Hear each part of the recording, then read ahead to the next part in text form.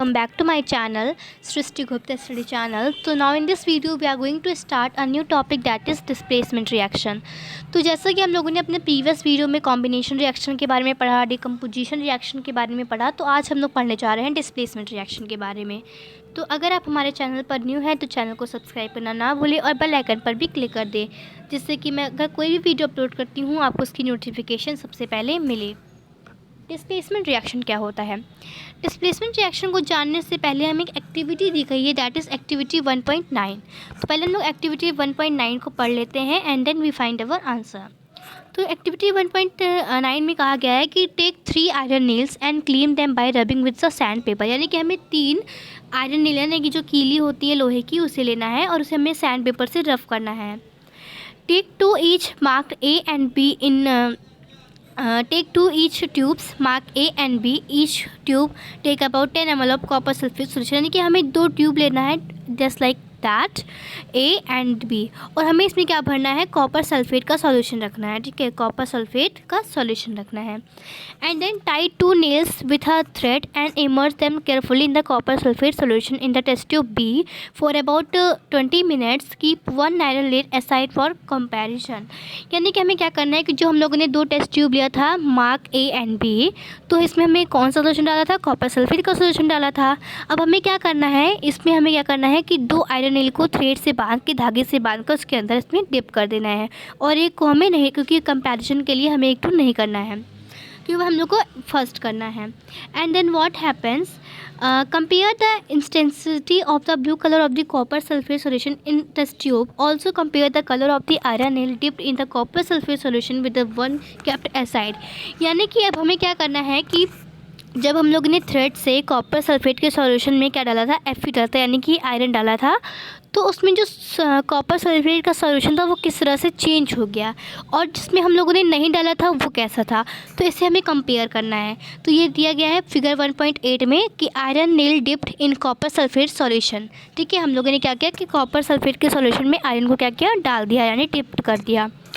तो why does the iron nail become brownish in colour and the blue colour of the copper sulphate solution fade, यानी कि क्या होता है कि जो हमारा आयरन नील जो होता है वो ब्राउनिश कलर का हो जाता है, और जो ब्लू कलर का हमारा कॉपर सल्फेट सॉल्यूशन ना वो थोड़ा सा फेड, यानी कि कुछ हल्का कलर होने लगता है, उसका कलर उसके फेड हो जाने लगते हैं।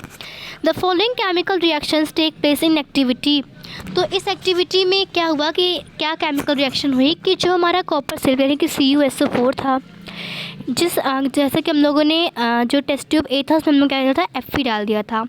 तो Fe डालने के बाद जो क्या हुआ कि ये Fe ने क्या किया, Fe चला गया इसके पास, यानी कि FeSO4 बन गया एंड Cu बन गया। इससे हमें क्या पता चलता है, इससे हमें यह पता चलता है कि when we talk about the reactivity series, अगर आपको रिएक्टिविटी सीरीज़ नहीं याद है तो आई सजेस्ट एक बार ज़रूर पढ़ें, मैं आपको बता देती हूँ।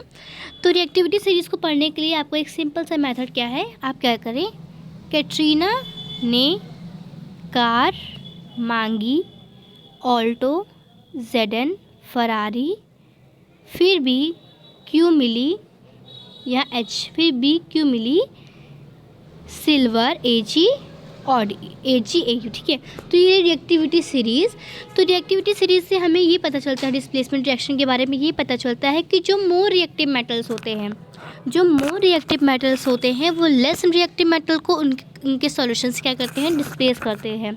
तो जिसमें देखा जो कॉपर है वो Fe से लेस रिएक्टिव है, तो उसने क्या किया, जो Fe ने क्या किया, आयरन ने क्या किया, कॉपर सल्फेट के सॉल्यूशन में क्या किया, कॉपर को क्या कर दिया, डिस्प्लेस कर दिया, क्योंकि जो Fe है वो मोर रिएक्टिव है कॉपर से। ठीक है, तो इस रिएक्शन से हमें क्या मिल रहा है, आयरन हैज़ डिस्प्लेस्ड और removed another element copper from the copper sulphate solution, this reaction is displacement reaction.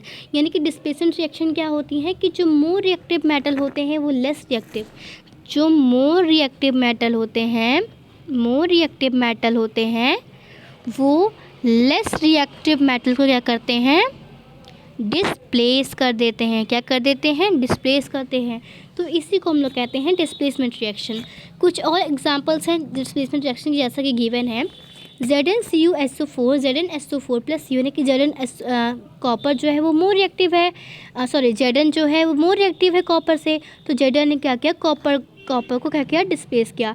Similarly Pb plus CuCl2, Pb plus CuCl2, तो इसमें क्या हो रहा है, जो हमारा लेड है वो कॉपर से क्या है, ज़्यादा रिएक्टिव है, तो ये इसको आराम से डिस्प्लेस कर देगा। तो ये क्या बना लेगा, ये A है, suppose it is A plus BC, तो क्या होगा, ये बन जाएगा हमारा AC प्लस B हमारा अलग हो जाएगा। तो ये सिमिलर अगर इसके अकॉर्डिंग देखते हैं तो क्या बनेगा, PbCl2 प्लस Cu। अब आप इस रिएक्शन को बताइए, क्या इसमें डिस्प्लेसमेंट रिएक्शन होगी कॉपर का HCl के साथ, डिल्यूट HCl के साथ, तो क्या ये कॉपर क्लोराइड CuCl2 बनाएगा प्लस H2 निकलेगी, ये रिएक्शन होती ही नहीं है। एक्चुअल में क्या होता है कि जो हमारा कॉपर है वो क्या है, लेस रिएक्टिव है, और हाइड्रोजन जो मोर रिएक्टिव है, तो ये किसको कैसे डिस्प्लेसमेंट करेगा, तो ये हमारी रिएक्शन हो जाएगी नो रिएक्शन। तो इसमें कई बार क्वेश्चंस आते हैं, तो आप इसे ध्यान से पढ़िएगा। Zinc and lead are more reactive element than copper, this displaced copper from its solution, तो उसने क्या किया, उसके सॉल्यूशन से क्या किया, डिस्प्लेस कर दिया।